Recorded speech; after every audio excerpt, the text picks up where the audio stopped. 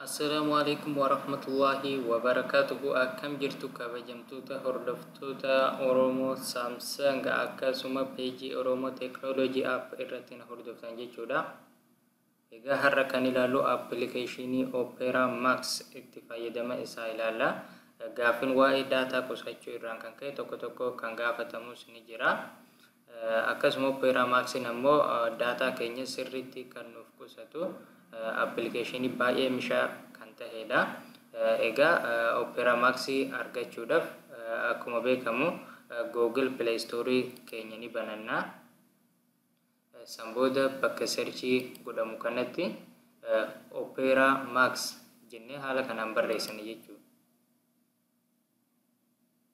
San booda Opera Max Data Saving App kan jedhu kana mobaayila keenya irratti install godhanna jechuudha. Amma ani install godhee waan hin jiruuf kallattiimaan seenetiin jechuudha. Haala itti fayyadama isaa isin agarsiisa jechuudha. Opera yogguu buufanne ni bananna jechuudha.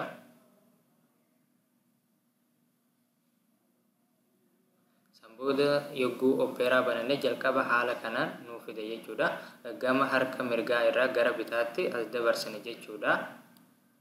Haala kanaan yeroo lama yogguu dabarsine dhumarratti agree and continue kan jedhu kana tuqna.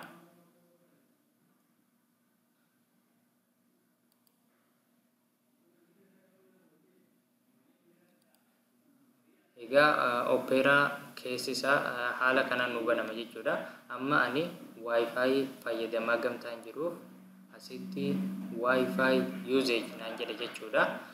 Amma ani Wi-Fi kanarraa gara daataa akkanaaf qusatu waan hin fedhee jiruuf sarara sadeen tana tuqneeti.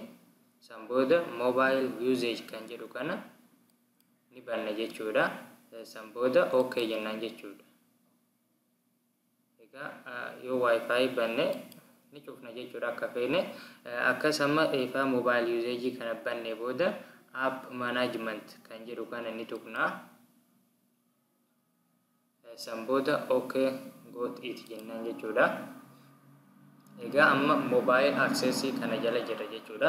Amma appilikeeshinoonni asirra jiran kun hundi isaaniitu daataa keenya ni nyaatu jechuudha. Amma asirratti no apps blocked jedha. Kanaaf appilikeeshinoonni kun daataa waan nu jala nyaataniif hunda isaanii akka hin hojjenne blockii goone kan hojjennu kan itti fayyadamnu qofa asirratti dhiifanna jechuudha. Fakkeenyaaf appilikeeshinoota kanneen ittiin fayyadamu jechuudha. Haala kanaan amma blockii ta'uu jira jechuudha goon irratti tuqu. Haala kanaan hunda isaanii irratti tuqneeti blockii goona jechuudha. Hogga tokkoon hunda isaanii blockii gochuufis tuqaa sadeen tana tuqneeti block all jennaan jechuudha.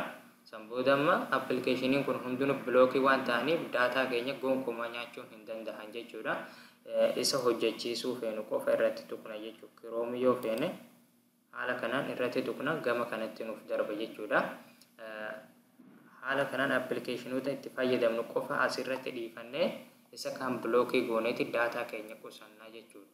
Itti aansuudhaan backgroundiin ni jira. Backgroundiin kun hudduuba isaanii jechuudha. Osoo nuti hin beekne kan nyaata waan ta'eef kanallee tuqaa sadee kana tuqneeti block all goona jechuudha. Haala kanaan blockii gooneeti appilikeeshinoota barbaannu qofa irratti tuqneeti gama kanatti dabarfanna jechuudha.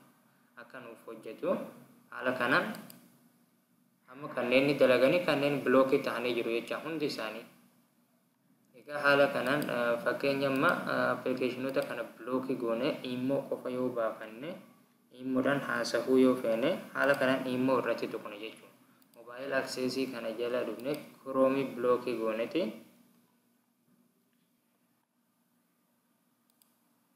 Haala kanaan immoo banna jechuudha. Amma immoo qofa banaa waan jiruuf qarshiin haasa'uu ni dandeenya jechuudha. Amma fakkeenyaaf riyaala takkaan daqiiqaa 30 caalaa ittiin haasa'uu dandeenya jechuudha. Daataan keenya yoo baname appilikeeshinoonni biraa blockii ta'anii waan jiraniif gonkumaa maallaqa keenya nu dura nyaatuu hin danda'an jechuudha. Immoon ammoo maallaqa hedduu waan hin nyaanneef maallaqa xiqqaadhaan daqiiqaa baay'ee sa'aatii baay'ee ittiin haasa'uu ni dandeenya jechuudha. Akkasuma Wi-Fi access ni jira. Wi-Fi keessanis yoo akka isiniif qusachuu feetan haala kanaan irratti tuquudhaan blockii gootan jechuudha. Isa itti fayyadamtan qofa asirratti dhiiftu jechuudha. Itaan sudan sarara sadeen tanani tuqna samboda settings kan jedhu kana tuqna asirratti saving jedha jechuudha. Mobile saving fi wifi saving kan jedhu ni jira jechuudha.